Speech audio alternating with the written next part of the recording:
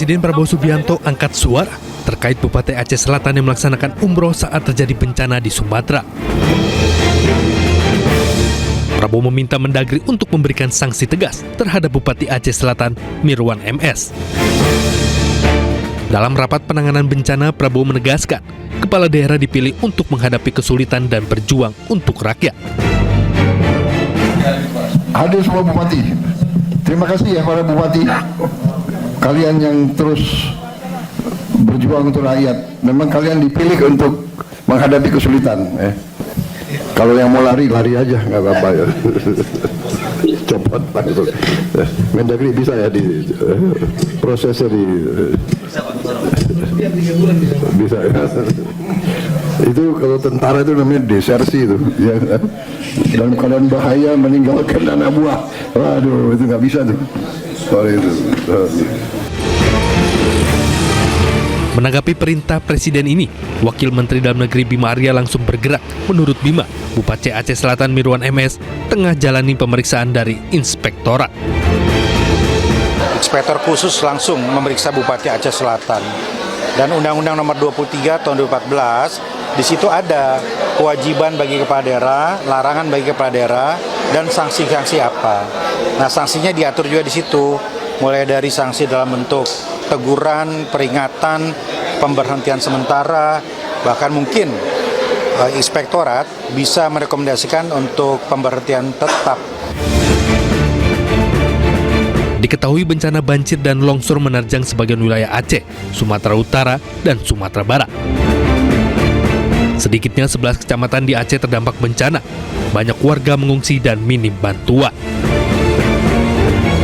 Tim Liputan Ainus melaporkan. Sementara itu, Bupati Aceh Selatan Mirwan MS mengaku telah meminta izin kepada Gubernur untuk melakukan umroh. Ya, Mirwan mengaku berangkat ibadah umroh setelah kondisi Aceh Selatan membaik.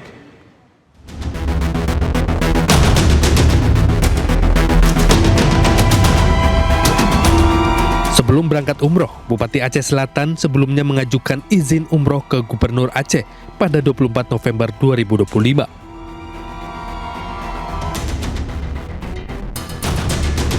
Pada 27 November 2025, Bupati Aceh keluarkan surat kondisi darurat bencana dan ketidaksanggupan menangani banjir.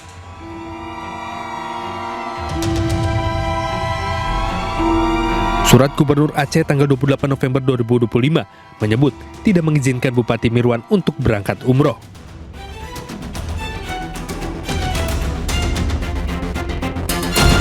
Namun pada 2 Desember 2025, Bupati Mirwan tetap berangkat ke Tanah Suci.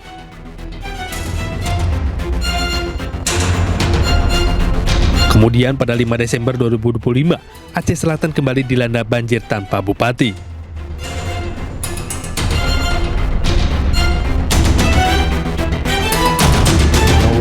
Dalam klarifikasinya, Bupati Mirwan mengaku berangkat ke Tanah Suci setelah kondisi Aceh Selatan membaik.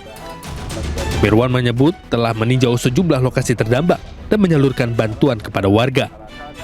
Mungkin antara ibu dan bapak, mungkin anak yang mau jajan apa, saya ada menitipkan sedikit rezeki saya dari gaji saya. Saya selaku Bupati Aceh Selatan bersama Forkopimda, ada Bapak Kapolres, Pak Dandim 0107, juga dari Pak Kompi Brimob, yang luar biasa telah bekerja keras untuk membantu masyarakat.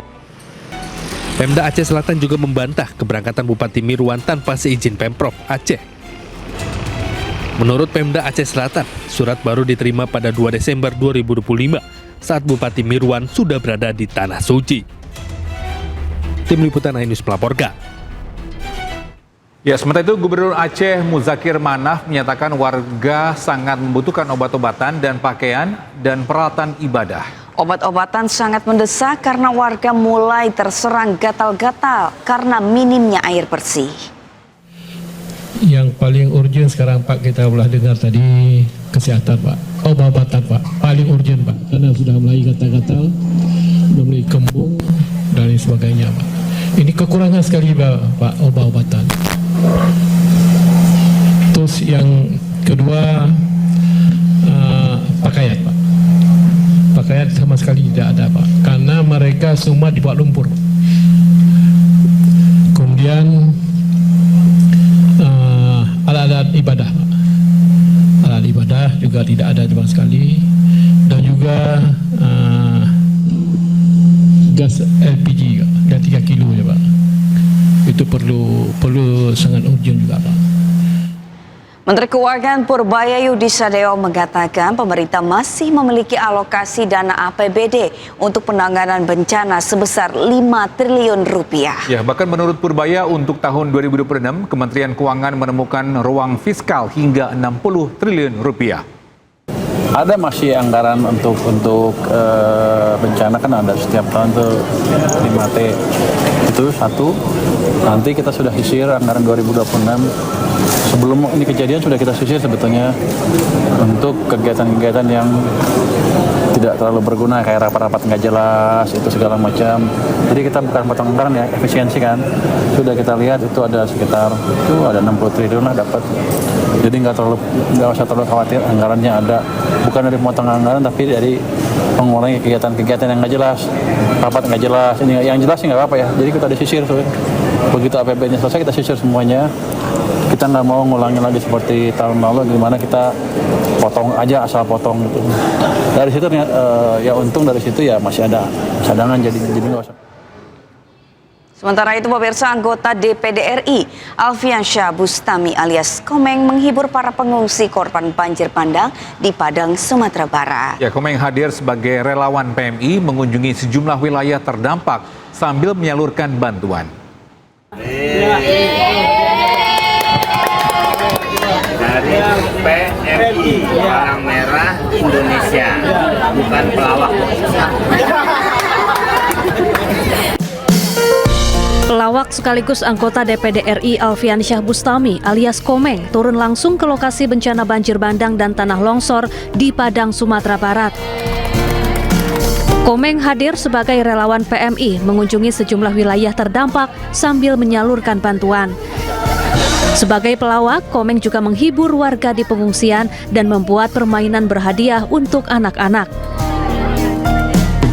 Situasinya sudah seperti ini.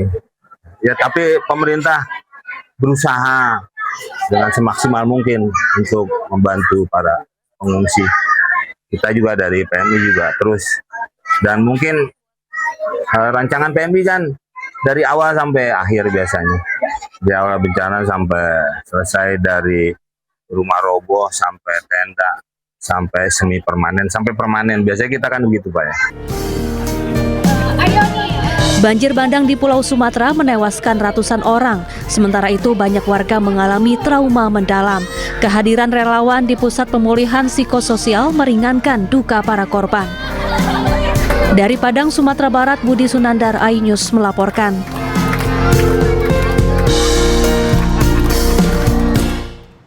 Ya, kita beralih ke informasi lain. Pemirsa, sidang lanjutan sengketa informasi publik ijazah Joko Widodo kembali digelar di Komisi Informasi Pusat. Pemohon Bonatua Silalahi menilai hasil uji konsekuensi menunjukkan bahwa dokumen tersebut bersifat terbuka bagi publik.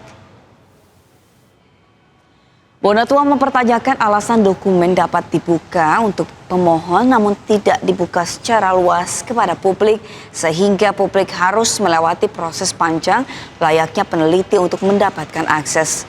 Ia juga mengapresiasi majelis sidang KIP yang mengharuskan 9 item dalam dokumen ijazah Jokowi dibuka untuk publik.